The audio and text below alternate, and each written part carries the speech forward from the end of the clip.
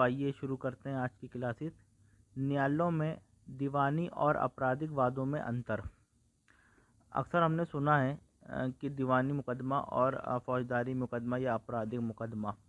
तो ये देख लेते हैं कि ये जो फौजदारी मुकदमे होते हैं ये किस प्रकार के होते हैं और जो आपराधिक मुकदमे होते हैं ये किस प्रकार के होते हैं। क्या इनके न्यायालय अलग अलग होते हैं या एक ही न्यायालय होते हैं। तो आइए शुरू करते हैं।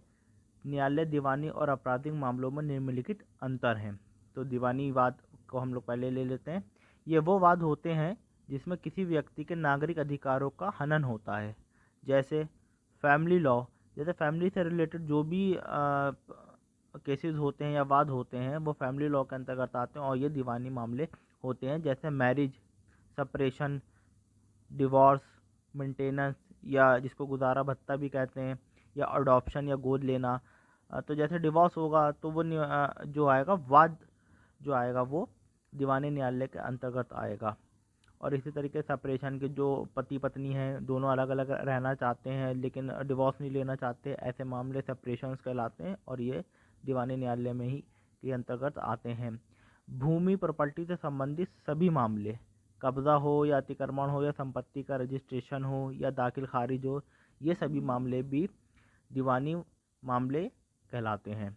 वसीयत हुई, हिबा करना हुआ, हिबा मतलब गिफ्ट करना या उपहार देना किसी को, या फिर हक त्याग है। हक त्याग में यह है कि जैसे फैमिली मेम्बर्स हैं उनमें से कोई व्यक्ति अपना हक छोड़ देना चाहता है तो इसे हक त्याग कहते हैं। ये भी दीवानी न्यायालय के अंतर्गत आते हैं और इसे भी दीवानी वाद या दीवानी मुकदमा कहते हैं। संविदा करना, दो व्यक्तियों या दो से अधिक व्यक्तियों के बीच में जो संविदा होती है ये भी दीवानी वाद कहलाता है। और या संविदा करना या संविदा भंग करना भी दीवानी वाद कहलाता है। इसी के साथ अपकृत्य मामले ऐसे होते हैं जिसके अंदर किसी की इंटेंशन तो नहीं होती लेकिन फिर भी किसी व्यक्ति को दूसरे व्यक्ति को नुकसान पहुंच जाता है उससे, तो वो कंपनसेशन के लिए न्यायालय में जाता है कि हमें इतना कंपनसेशन चाहिए। इसका अपकृत्य में दंड नहीं दिया जाता है बल्कि मुआवजा वगैरह या कंपनसेशन दिया जाता है। तो अपकृत्य इत्यादि मामले जो होते हैं वो इसके अंतर्गत आते हैं। उपरोक्त मामले दीवानी वाद कहलाते हैं। जबकि कोई व्यक्ति अपने नागरिक अधिकारों, सुरक्षा एवं न्याय के लिए न्यायालय के समक्ष जाता है तो उसे हिंदी में दीवानी वाद तथा अंग्रेजी में सिविल सूट कहते हैं।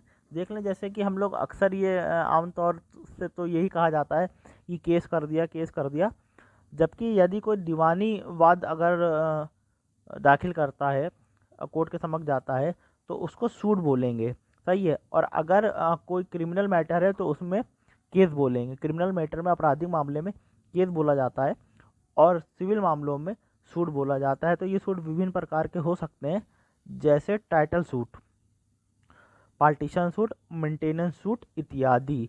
ये सारे मामले जो हैं ये दीवानी मामले कहलाते हैं। तो आइए देख लेते हैं एक बार आपराधिक या फौजदारी के मामले। जब किसी एक व्यक्ति को दूसरे व्यक्ति को उसके आपराधिक कृत्यों के लिए दंड दिलवाना होता है तो ऐसे मामलों को आपराधिक मामले या फौजदारी के मामले कहा जाता है। यदि कोई व्यक्ति किसी व्यक्ति का अपहरण करता है तो ये एक अपराध है, या हत्या करता है या चोरी करता है तो इस प्रकार के मामले आपराधिक मामले कहलाते हैं।